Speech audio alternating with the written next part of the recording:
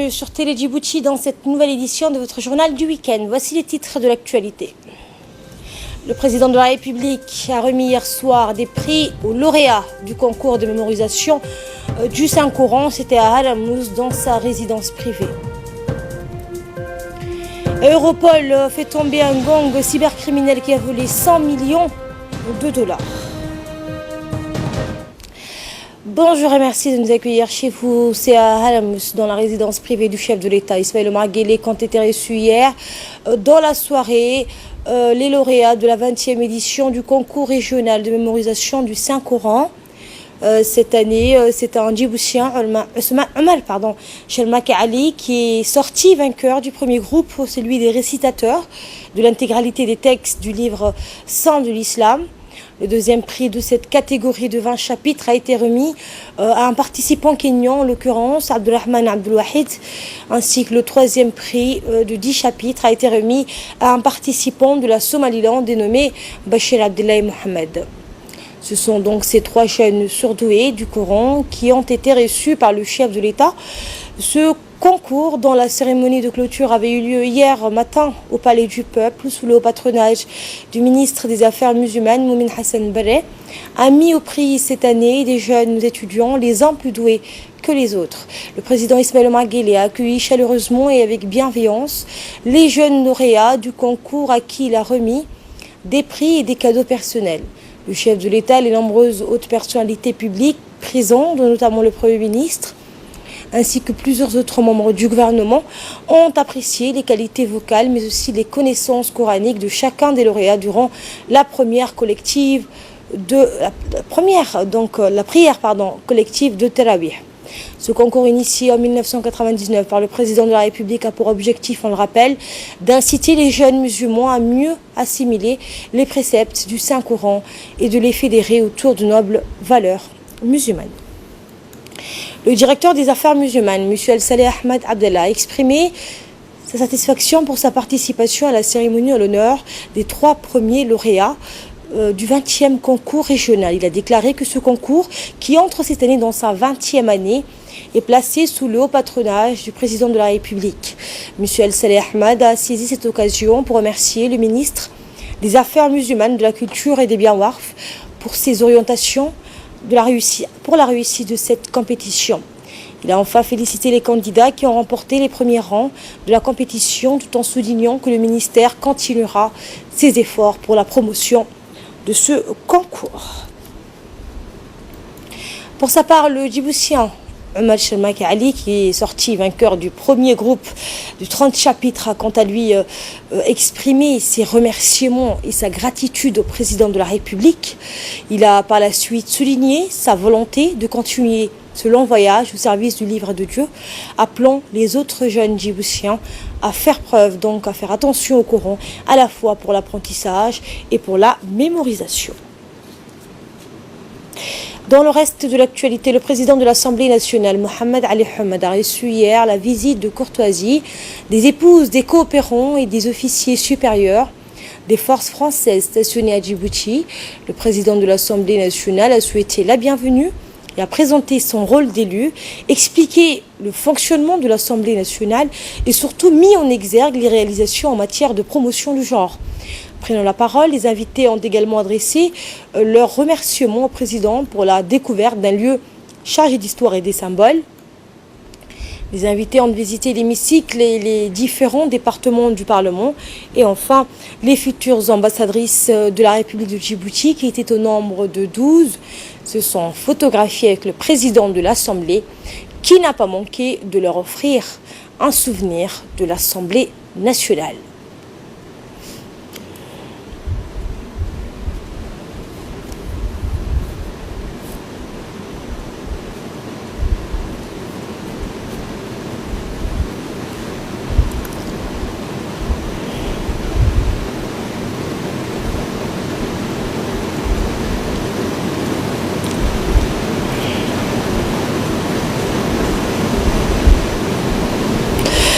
Depuis 1969, la Journée mondiale des télécommunications est célébrée chaque année le 17 mai, marquant la création de l'Union internationale des télécommunications et la signature de la première convention télégraphique internationale en 1865. À l'instar du reste du monde, la République de Djibouti célèbre ce vendredi 17 mai la Journée mondiale des télécommunications ayant pour thème cette année réduire l'écart en matière de normalisation. Le ministre de la Communication chargé des postes et des télécommunications, M. Redouane Abdoulaye Bahadone, a fait une déclaration à cette occasion dans laquelle il a indiqué que cette commémoration vise à sensibiliser l'opinion aux opportunités qu'offre l'utilisation de l'Internet et des autres technologies de l'information et de la communication dans les domaines économiques et sociaux, ainsi qu'aux moyens permettant de réduire la facture numérique. Voici ses propos. Mesdames et messieurs, la République de Djibouti, à l'instar des États membres de l'Union internationale de télécommunications, IUT, célèbre en ce 17 mai 2019 la Journée mondiale des télécommunications et de la société de l'information. Le 17 mai 2019 marque également le 50e anniversaire de la création de cette Journée mondiale des télécommunications et de la société de l'information en 1969. Le thème retenu pour cette année par l'IUT, l'institution spécialisée des Nations Unies pour les technologies de l'information et de la communication, est réduire l'écart en matière de normalisation. La réduction de l'écart en matière de normalisation est l'une des pierres angulaires de la mission de l'IUT en tant qu'organisation des Nations Unies. L'un des principaux objectifs de l'IUT est d'élaborer des normes internationales qui offrent une base commune au service de croissance et de l'innovation, mettant ainsi en avant l'importance du travail qu'accomplit l'Union pour garantir un processus de normalisation global et intensif. Les normes IUT garantissent l'équité.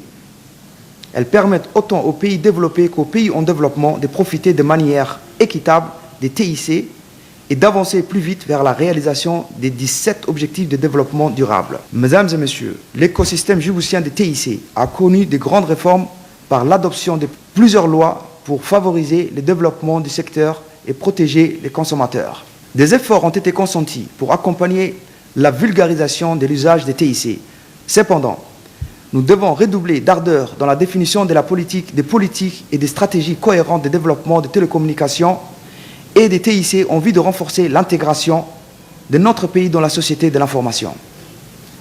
Je tiens à souligner qu'il n'y a pas de développement harmonieux sans une prise de conscience de la lutte contre les attaques informatiques qui constituent un enjeu majeur pour les particuliers, les organisations, les administrations et les entreprises. En effet, cette problématique est l'arme la plus redoutable de nos jours, en ce sens que les infractions, délits et crimes sont commis dans un espace virtuel. Le ministre de la Communication, M. Redouane Abdoulaye Bahadone, a souligné en poursuivant ses propos que sous l'impulsion du chef de l'État Ismaïla Omar Guelleh, d'énormes efforts ont été réalisés dans le domaine des télécommunications et d'éthique. Écoutons le ministre.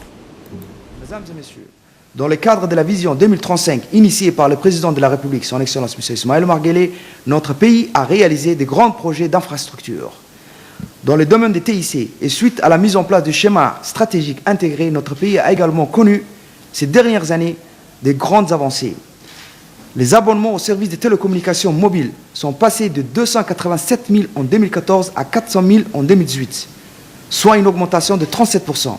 Les abonnements en fixe sont passés de 22 000 en 2014 à 37 000 en 2018, soit une augmentation de 68%. Le nombre d'usagers d'Internet, de l'Internet haut débit a enregistré un boom, dépassant plus de 163 000 utilisateurs en fin d'année 2018, alors que ce nombre n'excédait pas les 28 000 en 2014. Cela a été multiplié par 6.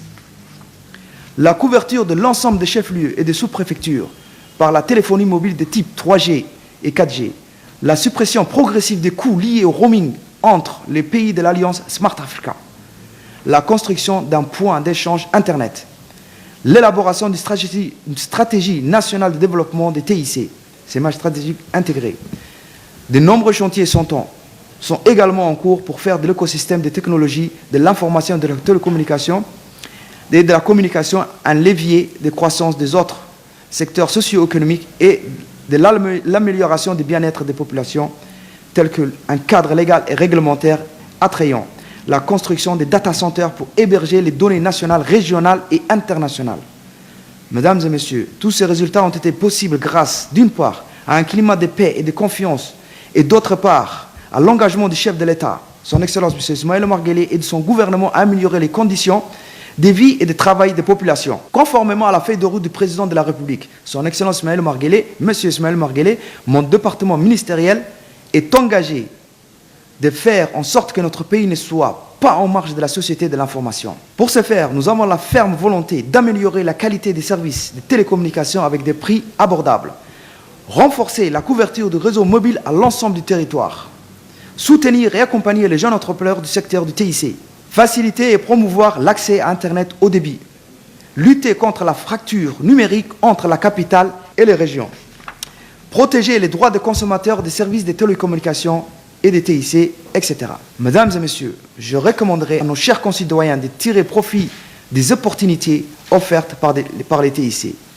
Je voudrais saisir cette occasion pour remercier nos partenaires, surtout l'Union internationale de télécommunications, pour leur appui inestimable et leur rassurer de notre volonté à intensifier la coopération régionale et internationale. À la une également, le ministre de l'Intérieur, M. Momin Ahmed Cher, accompagné du secrétaire d'État à la décentralisation, Hamadou Mohamed Alamis, ainsi que des responsables de son département, s'est rendu hier à Tadjoura. À son arrivée, la délégation était accueillie par le préfet de la ville blanche, Abdelmalik Mohamed Benoïta, le président du conseil régional, Omar Hussein, ainsi que les 4 sous-préfets de Randa, Dora, Adaïlou et Lagassal, en présence des élus et des autorités régionales. L'accueil a été enthousiaste et chaleureux. Les discussions ont porté sur comment s'enquérir des conditions de vie de la population et une prise de contact. Après la rencontre, le ministre de l'Intérieur, accompagné de son collègue de la décentralisation, a partagé un iftar collectif avec les notables et les autorités administratives. Les autorités administratives, cette cérémonie de rupture du jeûne a vu la participation de différentes personnalités de la région, outre le préfet et le président du conseil régional, les responsables des services déconcentrés, les commerçants, les chefs des quartiers, ainsi qu'une forte participation des jeunes de la ville de Tadjoura. Écoutons les propos tenus par le préfet de la ville de Tadjoura.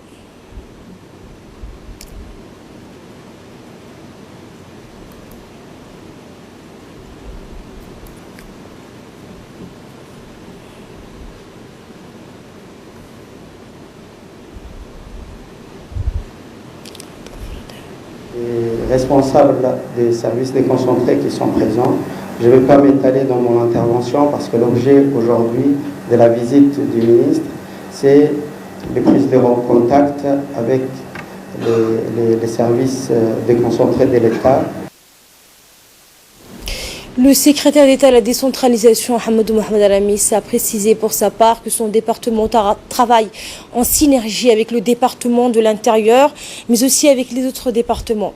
Et les défis à relever sont multiples, a-t-il dit, pour répondre aux attentes de la population des régions, raison pour laquelle le président a tracé une feuille de route pour renforcer la mise en œuvre de la politique de décentralisation qui est une des priorités de son gouvernement. Le secrétaire d'État a remercié la population et les autorités de la région pour l'accueil réservé à la délégation. Écoutons les mots du ministre de l'Intérieur, M. Momin Ahmed Cher. Si nous sommes venus aujourd'hui à deux avec le ministre de la décentralisation, c'est pour montrer la ferme volonté du gouvernement de travailler ensemble, et ce pour le bien-être des populations et sans plus. Pour ce qui est de vos doléances, nous allons nous asseoir avec les responsables de chaque sous-préfecture qui a exprimé des doléances, voir comment on peut résoudre le problème. Et on va essayer du mieux qu'on peut de résoudre tous les problèmes que vous avez évoqués. La région de Tadjoura et le nord en particulier, il y a une instabilité. Il n'y a pas de développement possible dans les régions où il y a une instabilité. Et nous sommes tous dans un même bateau. Si tout le monde ne contribue pas à la paix, à la stabilité, à la cohésion sociale de ce pays, nous allons tous couler. Djibouti est un petit pays qu'il faudra préserver. Regardez ce qui se passe au Yémen, ce qui se passe au Somalie. C'est facile de détruire. mais c'est très difficile de construire. La Somalie, ça fait 20 ans qu'ils essayent de se relever. Une fois que vous tombez par terre, quand les institutions tombent, c'est difficile de les relever. L'exemple le plus simple et le plus frappant, c'est la Somalie. 20 ans qu'ils essayent de redresser et ils n'y arrivent toujours pas. Je vous exhorte à veiller à la cohésion sociale, à la paix et à la stabilité de cette région. Dans le cadre de ces prises de contact, le nouveau ministre de la Santé, M. Mohamed Warsam Mandjiriye, s'est rendu hier à la maternité de Dar al-Hanan, accompagné du secrétaire général de son département, Dr Salah Benoît Tourab, ainsi que les principaux responsables de son département. À son arrivée, le ministre a été accueilli par la directrice générale de l'hôpital, Mme Zahra Moussa, et du directeur technique, Dr Waberi Fatah, ainsi que tous les personnels de la maternité.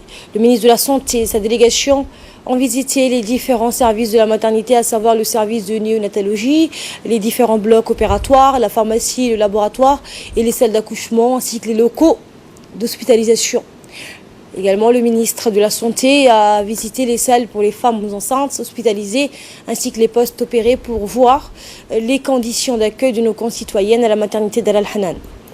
Tout au long de sa tournée, le ministre de la Santé a eu des entretiens avec les responsables de la direction de la maternité sur la disponibilité des médicaments et consommables, des ressources humaines ainsi que les plateaux techniques. La directrice a fait une présentation de la maternité de Dar al-Hanan qui a été construite en 1984 et qui a connu une extension en juillet 2012 avec l'ouverture du nouveau bâtiment par la première dame du pays, Mme Khadra Mohamed Haïd, qui abrite aujourd'hui la réanimation maternelle, l'unité de néonatologie, le deuxième bloc opératoire et le service d'hospitalisation de gynéco-obstétrique.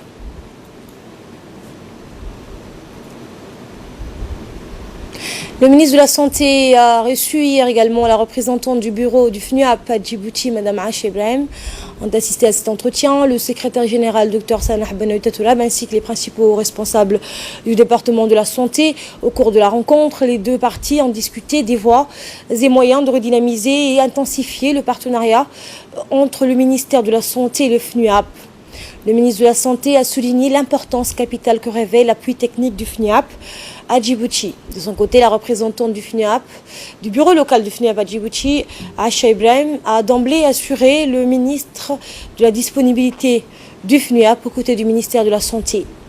Les deux parties se sont convenues de mettre l'effort supplémentaire dans l'acquisition des médicaments pour la santé de la mère et de l'enfant.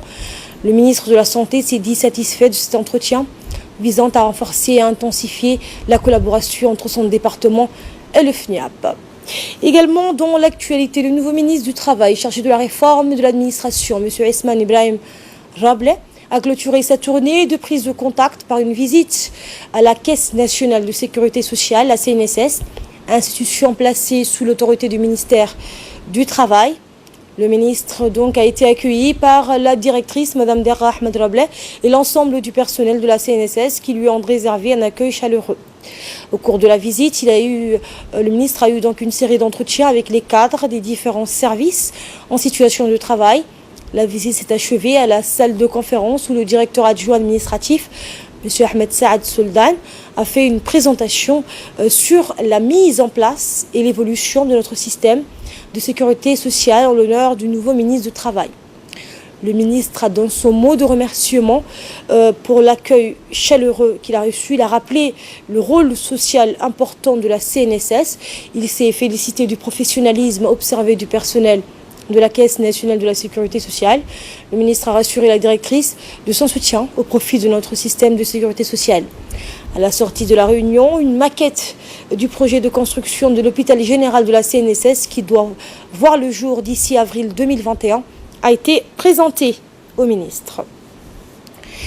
Tout autre chose cette fois, le lycée de Dikil a organisé hier un iftar collectif auquel on prépare les autorités locales telles que le préfet de Dikil, Mohamed Cheikhou Hassan, le président du conseil régional, Abdelrahman Younis Areh, les députés parlementaires de Dikil, les chefs coutumiers, les responsables des corps armés et bien sûr les enseignants du lycée de Dikil.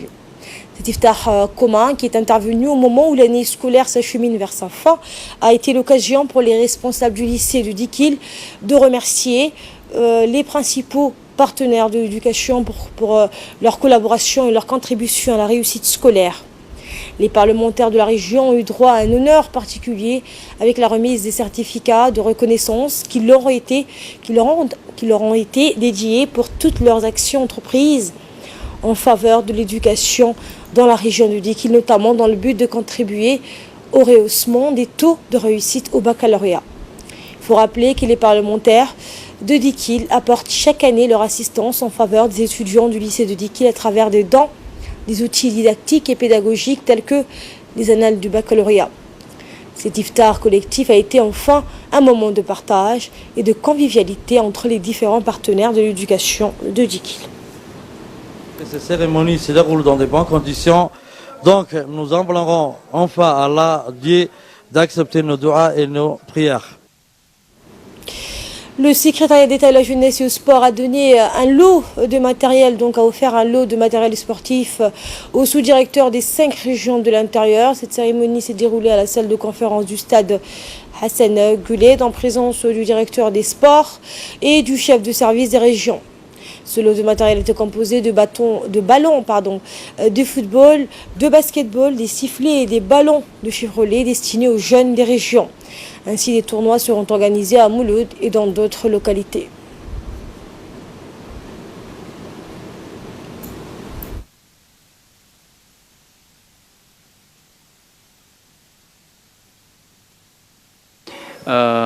Aujourd'hui, après avoir distribué aux associations sportives et les CDC de la capitale, aujourd'hui on procède au CD régions, c'est-à-dire que l'ensemble des sous-directeurs des régions ils sont là. Et ce lot des matériels va contribuer à l'organisation des activités sportives durant les mois de Ramadan. Le matériel est composé des ballons de football, de basketball, ainsi que des volleyball et certains équipements accessoires. Toujours dans le cadre du tournoi du Ramadan, la Fédération djiboutienne des sports de Boule a organisé un tournoi de pétanque pour 30 équipes issues des 3 communes de la capitale. La soirée a vu la participation du directeur des sports, M. Abshir Ali Hassan, du président de la Fédération djiboutienne des sports des Boules, M. Ali Elmi, ainsi que plusieurs amoureux de la pétanque. A noter que ce tournoi de pétanque a rassemblé 30 équipes compétitives réparties dans 2 poules. Et bien enfin, le directeur des sports, M. Abshir Ali, a remis un lot des boules à la fédération. Il a réitéré le soutien du département de la jeunesse et des sports aux associations des quartiers et fédérations nationales. Et de là, nous passons à ce qui domine l'actualité hors de nos frontières. Europol fait tomber un GOG cybercriminel qui a volé 11 millions de dollars. Ghostname, c'est le nom d'un logiciel russe qui restera dans l'histoire de la cybercriminalité internationale. Il a permis de piller les comptes bancaires de plus de 41 000 particuliers, entreprises et institutions financières à travers le monde, leur dérobant au total une somme vertigineuse, environ 100 millions de dollars, ce qui équivaut à 89 millions d'euros. Europol a révélé cette information hier et les nombreuses victimes peuvent lui dire merci. L'Agence européenne de coopération entre toutes les polices a dirigé une vaste opération qui a abouti au démantèlement du réseau de cybercriminels. 6 pays principalement ont enquêté et agi sur le terrain. C'est ce qu'a précisé la direction d'Europol basée à La Haye, aux Pays-Bas. Le cerveau présumé du réseau et son bras droit ont été arrêtés en Géorgie. Un 3e homme est tombé aux mains des policiers en Ukraine et des poursuites judiciaires sont lancées contre d'autres suspects en Moldavie et aux États-Unis où les millions volés ont en partie été blanchis, mais 5 personnes de nationalité russe se sont volatilisées dans la nature et sont activement recherchées. Au Bénin, les 83 députés élus aux élections législatives du 28 avril dernier ont officiellement pris leurs fonctions hier à l'Assemblée nationale de Porto Novo. La cérémonie d'installation s'est déroulée sous haute surveillance policière et militaire. Le Parlement est désormais composé de 47 députés du parti Union progressiste et de 36 députés du bloc républicain de formation politique proche du chef de l'État. Le processus électoral s'est déroulé dans un contexte de tension, né de suite de l'exclusion du parti de l'opposition. S'en sont suivis des violences au centre et au nord du pays le 28 avril et des émeutes le 1er et 2 mai 2019.